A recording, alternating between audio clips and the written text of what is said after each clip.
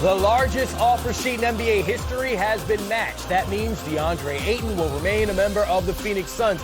Welcome to Game Time. Chris Miles here with the All-Star and champion, Dr. Steve Smith. 4 years and $133 million is what the Pacers officially offered Deandre Ayton. The Suns matched that number hours later, which means Ayton cannot be traded without his consent for a full year. The Suns could have offered Ayton a 5-year, $172 million max extension last year, but did not. Smitty, this contract situation loomed heavy over the Suns during the regular season into the postseason. Do you believe that the way this played out, we'll see some repercussions from it? Well, I hope not. I mean, I think the one good thing is he went through the entire season without a contract last year. He was very professional. Players around him, they were professional, and they got a chance to have a nice season, wanted to go further. So now with $133 million in his pocket, I know he's in Phoenix. He played his college basketball there.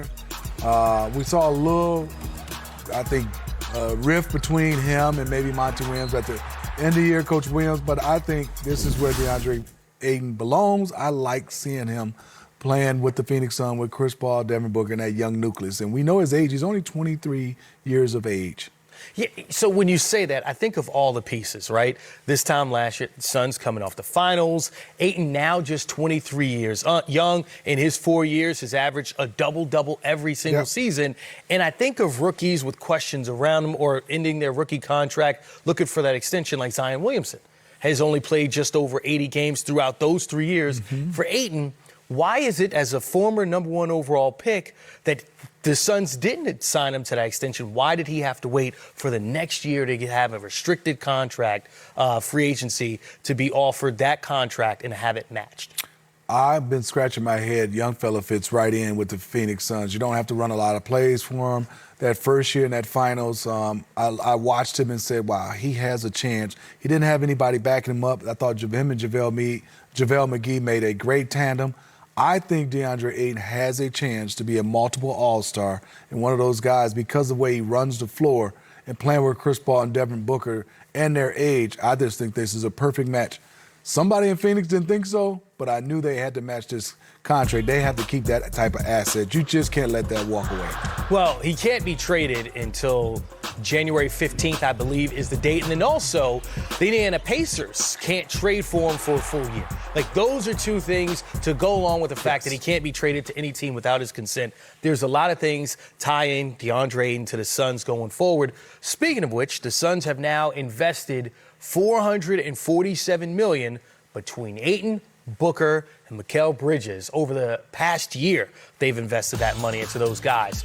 Do you think that nucleus, now that they're all in with these guys, is going to pay off? Or what do they need to do for that to be viewed as being successful? Well, I think for them is they've already been to the finals. They're young, and there's no saying that they will get back. But I will say these are three young men, very professional. Their games complement each other. Devin Booker will be the leader as far as the scoring aspect and the star, but DeAndre Ayton is more than a guy that's just going to be one of those guys as a center, as a throw-in. I think the way he's played, I'm still going to go back and he can be a multiple all-star. And then I'm looking at, Bridges, I think he can be an all-star. So when you have three guys that can be all-stars on your team, that's a great nucleus. And, oh, by the way, they do have Chris Paul running the show. So that nucleus with a Chris Paul can get them back to the finals. Yeah, and certainly the last time we saw DeAndre Ayton, they lost in the Game 7 against the Dallas Mavericks. They didn't lose. They got blew out. Okay, yeah, and he played just 17 minutes, scored just 5 points. So it'll be interesting to see that next chapter for him. Let's look at the next chapter from our Summer League action. The New York Knicks. Boy, he be smiling when he starts talking about the Knicks. Orlando Magic. You know, that number one overall pick, Paolo Banchero, sat this one out, but we still had some guys to pay attention to. Quentin Grimes, right on time, Smitty, from outside, 22-6-4 for Grimes. He's had a solid summer league. I thought he had a nice ending to the regular season last year where he played with a lot of confidence and played consistently. Xavier Simpson. No, he didn't. What was that right there? That was the hustle. He got it back and cashed it. Like you said, you saw the hook shot, but then look at Paolo in the corner, loving it. Simpson, 10 points, 9 assists, 6 rebounds.